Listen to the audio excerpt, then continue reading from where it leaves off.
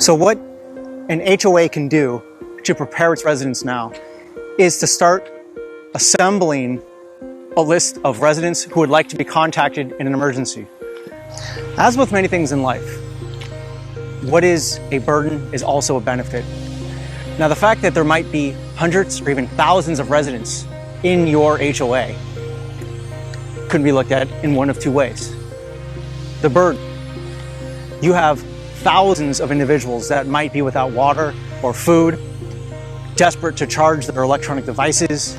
They may or may not have medical devices that are literally life and death that need to keep them going during an emergency where there's no power.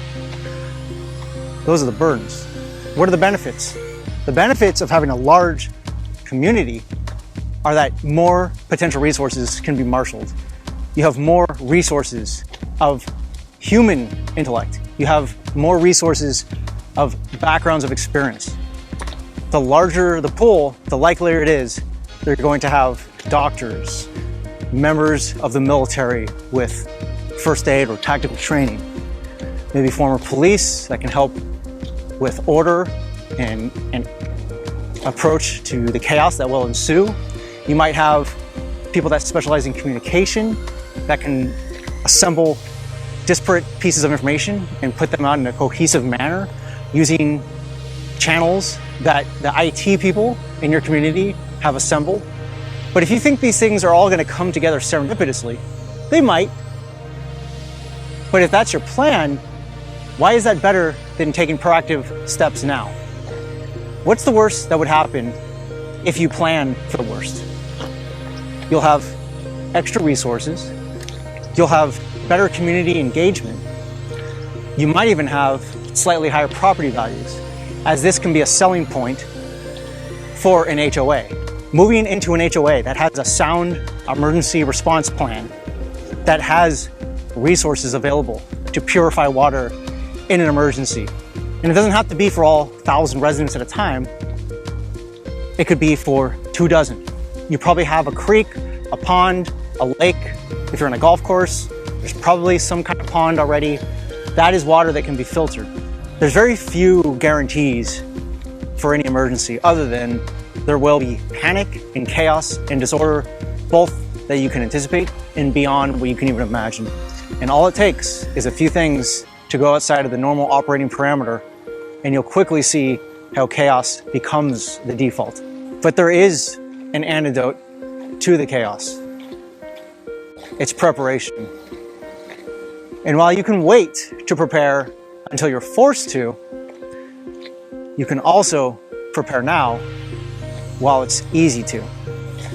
And you can practice in a comfortable environment. The last thing you want to do is figure out how to use your emergency supplies, your emergency radio, your emergency techniques in an emergency. Now, more important than just providing the resources is providing the knowledge to the residents on how to procure their own resources.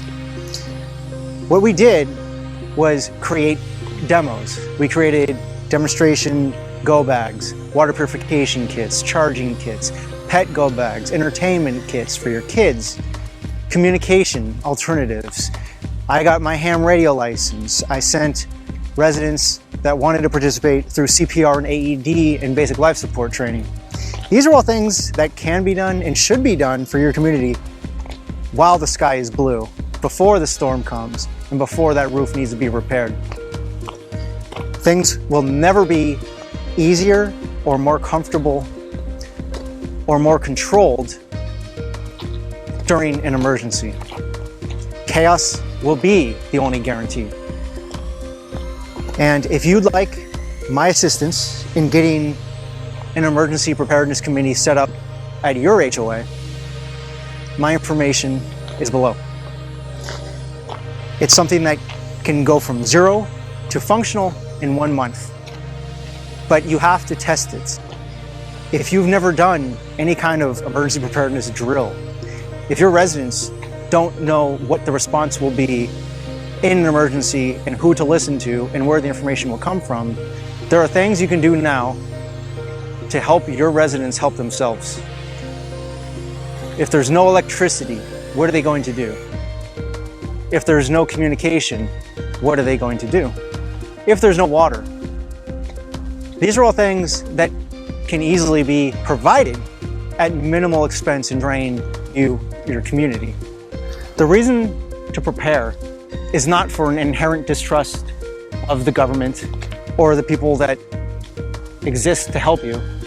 It's because of inherent understanding that there's only so many resources that can be stockpiled for an incredibly large amount of very hungry, very desperate people during an emergency.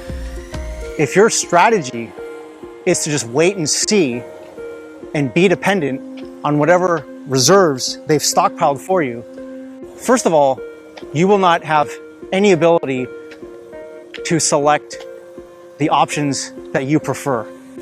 If you are allergic to gluten, you might have no choice but to eat the pasta-based MREs provided by FEMA. If you can instruct residents on how to generate their own electricity using solar, taking advantage of the power walls they might have in their house already, this again shifts the balance from burden to benefit. Utilizing the strengths of your community, the individual strengths, to fill in the gaps so the whole community has the key areas of water, food, the ability to cook, basic first aid, resources and knowledge, as well as technical training, people who know how to use ham radio. What are you going to do when there's no internet, there's no ability to let your loved ones that live out of state know if you're okay or even alive? There are alternatives, but if you're not taking advantage of the good weather, proverbially, that we have now, do you think things are going to be harder or easier when the storm comes? And my name's Nick. I'm happy to help. I think if you spend 30 minutes with me, you'll see that I can take you a lot farther with my help than you can on your own. My contact information is below. Thank you.